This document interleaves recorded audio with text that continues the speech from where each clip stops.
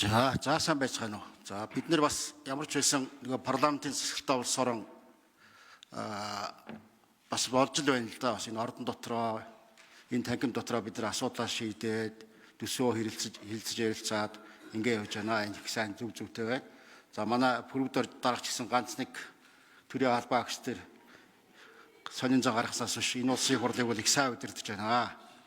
Тийм энэ төсөн үсвийг бол одоо ингэ манай арчилсан нам манай дид дарга бол тэргүүлээ баталчихсан зөв. Та хэд маань тэгээ 15 нар арай тарчлгүй шиг Аз доторх нэг юу вэ? Хамгийн 100 жил болж байгаа ууган нам гэдэг үү.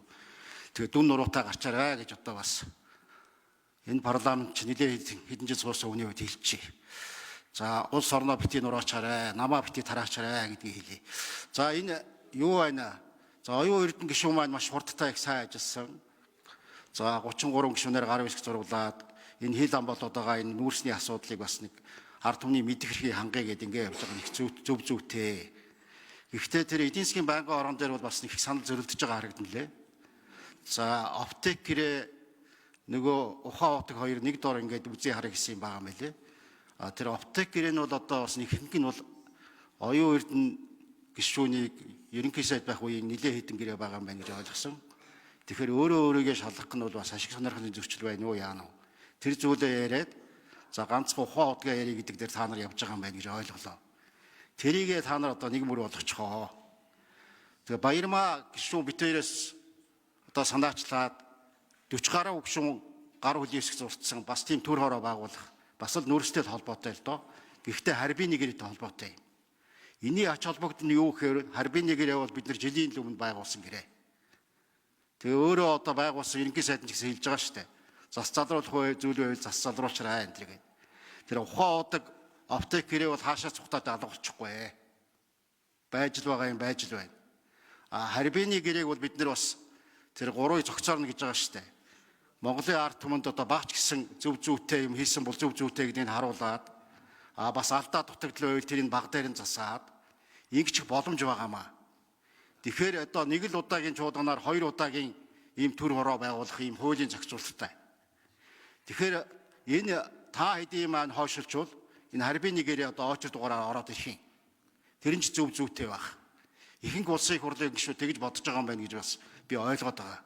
Бодвол энэ санал дураалтаараа ингээ харуулах байх л та. Тэгээд ер нь одоо манайх ч нүүрснээс хамааралтай болчиход байна шүү дээ. Одоо ирж байгаа нэг өнгөрсөн нэг 10 жилээ бид нэр сайн ашиглаж чадаагүй. Одоо ирж байгаа нэг 5 жил юуг нэг ногоо эдийн засаг гэхгүй юм шиг байна. Тэр Америкийн нэгдсэн улсын ерөнхийлөгч Трамп яриад байгаа бол бас нүүрсээ ашиглая, хаасаагүй явъя гэж байна. За урд гүрш маань ч гэсэн бас зарлчлаа. Бид нар нүүрсэн дээрээ 5 6 жил 10 жил байна гэсэн байгаа.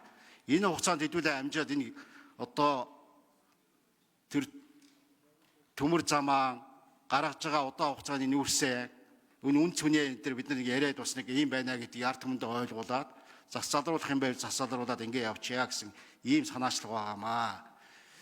Тэгээд аль алийг нь оруулаад явъя. Гэхдээ байрын солио явуучих бол одоо зөв зүйтэй байна. Эдийн засгийн байнгын орон дээр та хэд манч тэгсэн байна. Өмнө байгуулсан тэр бас ажлын хэсэг байгаа шүү дээ. Мөнгөтлөг гишүүний ахалсан. Сая Батболд гишүү яриад хэлээ. Тэд нар маань хөвгтэй сайн ажиллаж байгаа юм билээ. Бараг 9 шинжээч авцсан. Тэр эдийг ажиллуулах гэдэг. Нөгөө хэд нь бас салингийн ч өгөөгүй юм билээ шүү дээ. Энэ улсын их хурлч. Бас тэгэж болохгүй л дээ. Хүн ажиллуулчаад бас салин завыг нь өгөхгүй бол бас өөр улсад салингийн тавина шүү дээ. Тэгээ ийм одоо хариу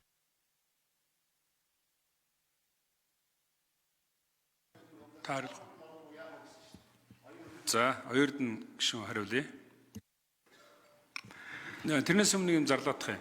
Одоо оюурдын гишүүн үг хэлсний дараагаар санал хураалт явуулна. Тийм учраас гишүүдийн эцэг сайжруулах талаар ажиллаараа бүлгийн дарга.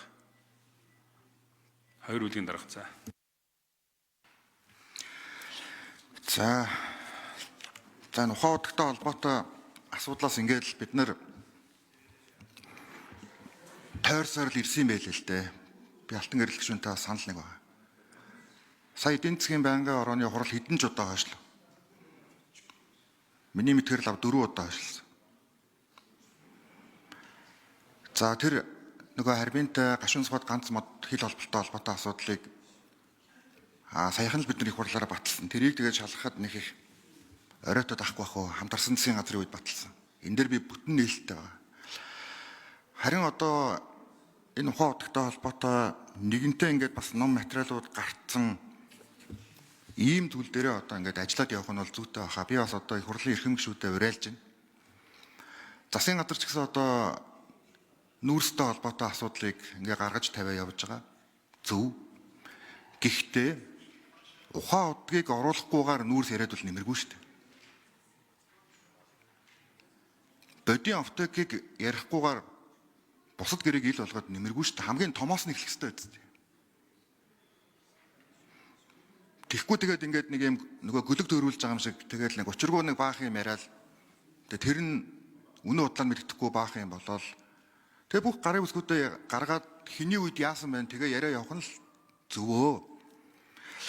Тийм учраас одоо их хурлын эрхэм гишүүд та бүхэн маань энэ төр хороог бас дэмжиж өгөхийг хичээнгүйлэн хүсье. Энэ бол бас нийгэмд хүлээл болцсон юм сэдв шүү гэдгийг бас хэлье.